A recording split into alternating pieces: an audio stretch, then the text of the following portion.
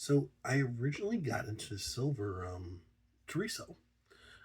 Basically, I do arbitrage. I buy things, buy things here in one place to sell in another place at a higher markup to hopefully make a profit between moving the two items.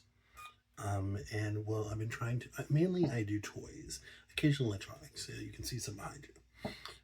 But I was trying to move into different areas, and one thing that I had seen, I had gotten an alert from some of the leads that I follow regarding the mint. It was the 20 start of the year, the new year, and they were talking about the best of the mint series.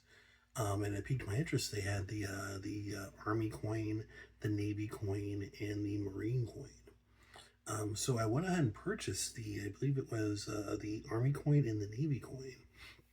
And my intention, obviously, was to flip them for a profit, which hilariously did not go the way I intended, funnily enough. Which gets back to how I never really intended to become a silver stacker. So, like I was saying, I've intended to flip it for a quick profit, but because they're so with flipping or just retail arbitrage or whatever, however you want to call it, there's a concept of first in and first out. So as regards to having control over getting the best price or return, you're going to want to be either the first to market or you're going to be one of the last to market where the supply is low and you have more command over the price. So because I was a little late in getting my items from the mint, I wound up just deciding to hold off for a few months just to see how things would go, how things would settle. And it turns out from my initial research of this afterwards that it seems after the overall initial hype that prices can oftentimes die down and become lower than what they were at the start of the item's release, which sometimes is a little bit different than, let's say, like toy collectibles. So that was definitely a lesson that I learned. So I wound up effectively getting burned, so to speak, on the metals. Had them on my desk for a while. Um, and then the funniest thing happened because, like I said, I would keep them near me, and I'd occasionally just look at them, thinking, hey, this little bright, shiny object, like play with it like a little fidget, more or less. And something just changed in my mind.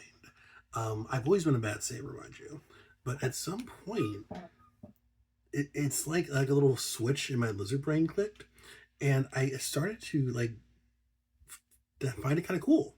Like, oh, this is interesting. So I started doing research about it, understanding the history of precious metals, how they've been considered coinage, debasement of currency, things along those lines, and just finding the history of it really cool. I don't have any, unfortunately, for reasons which I'll get into later. But my very first coin was a Morgan, and I have a lot of affection for those because they're just so gosh darn cool. I mean, besides like the various mintings of them and the supplies, just basically even like a common date one, just because of how much history it encapsulates. That was when you watch the old train robberies, the Taming of the West. That was the coinage of the day, and then even other history coinage like the drachma or shekels or like other currencies that have existed throughout history. I just find them really cool. At this point, I don't have them other coinage besides U.S. Besides bullion, but it's my intention at some point to expand into the more, I believe the term is numismatic content. So eventually, I did wind up selling the coins on eBay. Wound up breaking even, small haircut.